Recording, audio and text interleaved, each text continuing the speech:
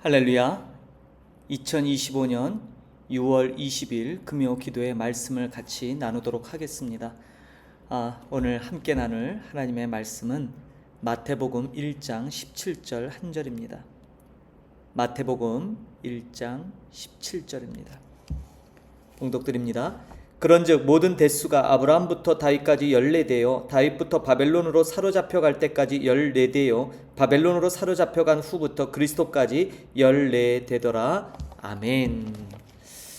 너무나 잘 알고 있는 예수 그리스도의 족보에 대한 마태복음 1장 기록의 말씀입니다. 오늘 함께 나눌 제목과 파워포인트를 함께 보겠습니다. 예수님의 족보, 하나님의 완벽한 구속계획이라는 제목입니다. 이 부분은 더 이상 설명이 필요치 않는, 이미 여러분들이 다 알고 있는 부분이지만 조금 더 구약과 신약의 통일성 면에서 이 놀라운 구속 계획을 조금 들여다보고 오늘을 살아가는 우리들에게 이렇게 완전한 구속 계획을 이루신 하나님께서 또한 저희 여러분의 길을 또 얼마나 완벽하게 인도하실까, 이 측면을 함께 살펴보도록 하겠습니다. 의도된 족보라는 거 이미 여러분 다 아시죠? 오늘 기록에 의하면 아브라함부터 다윗까지가 14대라고 하는 14대 족보가 나오고요. 다윗부터 바벨론 포로 가기까지가 14대입니다. 그리고 기록된 대로 바벨론 포로 이후에 예수 그리스도까지가 또 14대, 총 42대로 이렇게 족보를 편성하죠. 그러나 아시다시피 실제 계보에서 일부 이름이 생략되거나 구속자적 메시지를 드러내기 위한 구성으로 이렇게 삭제된 것이 있어요. 정확히 하면 한 4-5대가 빠져 있거든요. 그 부분에 대해서는 기회가 되면 좀 더 자세하게 누가 누락됐는지, 누가 족보의 명단에서 빠졌는지, 제외됐는지를 살펴보는 시간도 좀 갖도록 하겠습니다. 자, 오늘 중요한 것은 이 마태가 이렇게 의도적으로 14대 한 것, 여러분들 신학적 의미 다 아시죠? 이것은 바로 다윗의 자손이라는 것을 극대화시키기 위한 장치예요. 특별히 이 히브리어로 오른쪽부터 읽죠? 다비드라고 하는 이 다윗의 이름입니다. 다윗의 이름에, 여러분 히브리어는 그 각각의 숫자를 갖고 있죠? 알렙부터 이 달레트까지 이 각각의 숫자 값을 갖고 있는데, 이 다윗을 가리키는 히브리어의 숫자 값이 464입니다. 자, 이 히브리어의 자음 숫자 값을 게마트리아라고 하는데, 이 게마트리아에 의하면 다윗을 가리키는 이름 값이 14대 14라는 숫자가 나오죠. 그래서 464, 14. 그러니까 예수님은 강력하게 다윗의 자손이라는 것을 이렇게 신학적 장치를 통해 강조하고 있죠. 여러분, 이건 이미 다 알고 있는 사실이며, 또 여기서 우리가 많은 은혜를 받고 마태의 그러는 신학적 통찰을 우리가 참 감탄하죠.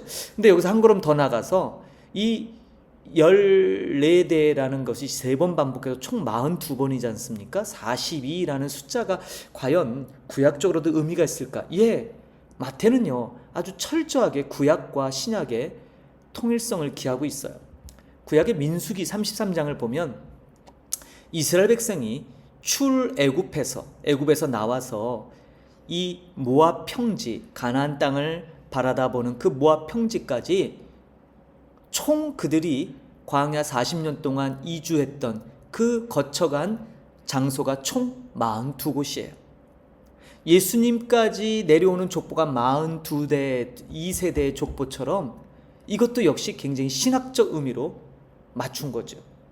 그래서 결국 구약의 출애굽 백성이 약속의 땅에 들어가기까지 그들이 광야에서 거했던 그 처소 민수기 33장을 보시면요, 어디에 묵었고 어디에 진을 쳤고 이게 쭉 나오지 않습니까? 그게 42곳이에요. 그리고 신약으로 와서 마태는 바로 그 구약적 개념을 가지고 메시아이신, 구약에서 그토록 우리에게 예시하고 그토록 우리에게 대망하게 만들었던 바로 그 메시아가 예수님이란 사실, 그 예수님이 오시기까지 42세대, 그 세대를 거쳐서 예수님이 드디어 오셨고, 그 예수님은 우리를 영원한 도성으로, 영원한 궁극적 약속의 땅인 하나님 나라로 인도할 인도자임을 강력하게 신학적으로 설명하고 있습니다. 놀라운 일치가 아닐 수 없어요.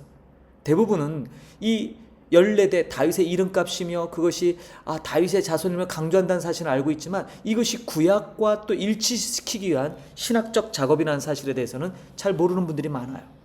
이것도 아주 정교한, 물론 성령께서 주시는 지혜로 말미암는 그런 기록들이겠지요. 하나님의 정교한 섭리를 봐서 여기서 우리가 깨달을 수 있어요. 예수님은 다윗의 자손이시며 아브라함의 후손으로 오신 메시아면 당연한 것이죠. 그러나 이것이 이루어지기까지는 신적인 계획, 다시 말해서 하나님의 그 놀라운 섭리, 그 놀라운 지혜가 이것을 가능케 했고, 이 구약과 신약의 이 큰 이야기, 일치되는 이야기를 통해 오늘을 살아가는 저와 여러분의 여정 가운데도 바로 이 놀라운 하나님의 섭리, 인도하심이 있다는 사실입니다. 여러분 어떻게 생각하십니까? 이 족보에 담긴 것, 성경을 보면 창세기를 비롯해서 또 역대기에도 또 마태복음에도 또 누가복음에도 아주 긴 족보들이 등장하죠. 과연 이 족보가 의미하는 바, 우리는 물론 그 족보들이 의미하는 바를 알고는 있지만 과연 그 족보에 담긴 하나님의 섭리를 깊이 묵상해 보신 적이 있으신가요? 저는 오늘을 살아가는 우리들이 믿음의 족보로 캄보디아에서 우리가 선교의 일을 감당하며 하나님의 자녀로서 살아가고 있는데 과연 얼마나 이 섭리적 인도하심에 감격이 있는가. 너무나 분주하고 너무나 바쁘고 또 주어진 일들 막 그거 해내기 위해서 바쁘게, 여러분 중요합니다. 또 그것을 1차적으로 완수하는 것이 또 우리의 중요한 미션이죠. 그러나 한번 살펴보십시오. 하나님이 지금 저와 여러분, 우리에게 그 믿음의 세대에게 이 놀라운 구원의 은혜를 주시기 위해서 이렇게 구약과 신약의 장관 역사 가운데 이렇게 완벽하게 구속의 계획을 이루셨고, 그와 동일하게 지금 이 순간도 저와 여러분을 위해 완벽한 구속의 계획을 이루어가고 계시다는 사실을 한번 깊게 묵상한다면 가슴이 뛰고 다시 흥분되기 시작합니다. 그냥 밋밋했던 우리 신앙이 그 하나님으로 말미암아 다시 힘이 불끈 솟고, 이야, 하나님이 나를 향해 그리고 나를 위해 이런 놀라운 일들을 계획하시고 이루고 계시구나. 여러분 다시 한번 이러한 주님에 대한 기대와 감격과 가슴 울림, 이 떨림이 느껴지십니까? 이게 우리가 회복해야 될 부분입니다. 단순히 족보를 읽으면서 그래 누가 낳고 그것이 아니라 그 42세대를 걸쳐서 하나님은 이 놀라운 역사를 이루시기 위해서 철두철미하게 조금의 오차도 없이 빈틈없이 이 일을 이루셨다는 사실에 여러분 소망이 생기지 않으세요? 지금 우리가 행하는 일, 우리는 아무리 완벽하게 계획을 세워도요 늘 변수가 작용해요. 늘 변수가 있잖아요. 완벽한 계획 아무리 세워도 예상치 못한 변수에는 속수무책이죠. 근데 하나님은요 완전하십니다. 그분은 완벽하십니다. 우리 인생에 펼쳐질 그 어떤 변수도 그분의 모든 계획 가운데 담겨 있습니다. 그러므로 두려워하지 않아도 돼요. 그러므로 우리는 믿음을 갖고 이 놀라운 주님의 인도하신 이 신비한 섭리적 이 인도하심에 감격하는 마음으로 쫓아가기를 소망합니다. 하나님의 이 놀라운 족보에 담긴 의미들을 한번 깊게 묵상하면서 오늘 이 시간 여기까지 이르는 동안에 하나님께서 인도하셨던 그 여정들을 한번 깊이 묵상하는 시간이 되면 좋겠습니다. 그렇다면 아마도 이전에 느끼지 못했던 감격이, 감사가 다시금 우리 안에서 용솟음 치게 될 줄로 믿습니다. 오늘 이 귀한 말씀을 붙들고 함께 기도의 자리에 깊게 나가서 주님 앞에 감사하며 이 구속의 놀라운 섭리적 인도하심을 나에게, 나 같은 사람에게 적용시켜 주심을 깊게 감사하는 오늘 이 밤이 됐으면 좋겠습니다. 함께 기도하고 여러분 있는 처소에서 이 말씀들을 기억하며 함께 기도하는 시간을 갖도록 하겠습니다. 기도하겠습니다. 하나님 아버지 은혜를 감사합니다. 마태복음 1장에 나오는 예수 그리스도의 족보, 아브라함부터 다윗까지 14대요. 다윗부터 바벨론에 사로잡혀갈 때까지 14대요. 바벨론 이후에 포로 이후에 예수 그리스도까지 14대라고 하며 아주 신학적 의미로 14라는 숫자를 3번 반복하며 그 다윗의 자손의 정통성을 예수님께 적용하고 있습니다.